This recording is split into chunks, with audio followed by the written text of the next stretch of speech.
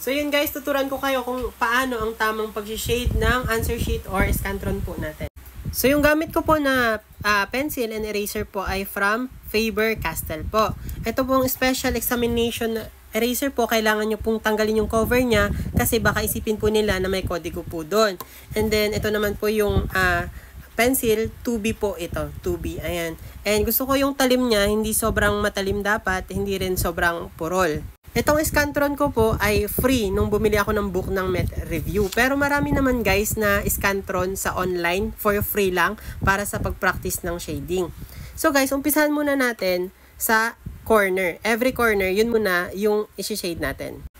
So ayan po, dapat hindi din siya masyadong madiin, hindi rin masyadong magaan para mag-color siya guys. Pag masyado kasing magaan, hindi siya masyadong magko-color. Parang pale po siya. So, kung straight lang, dapat straight lang din yung pag-color po natin.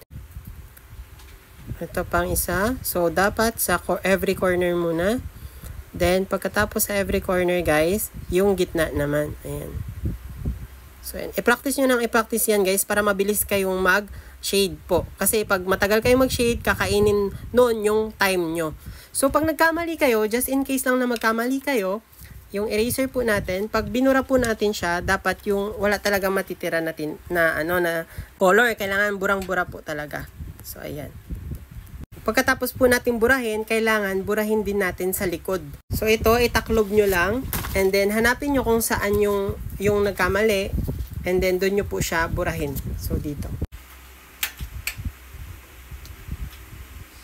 Ayan, para ma-flatten po yung Scantron po natin.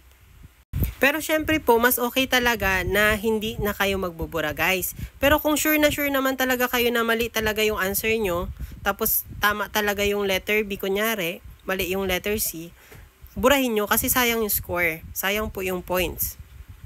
Ayan.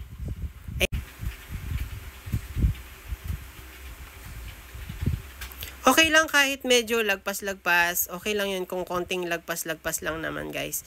And pag napapractice nyo naman yan, hindi na masyadong malagpas-lagpas yan.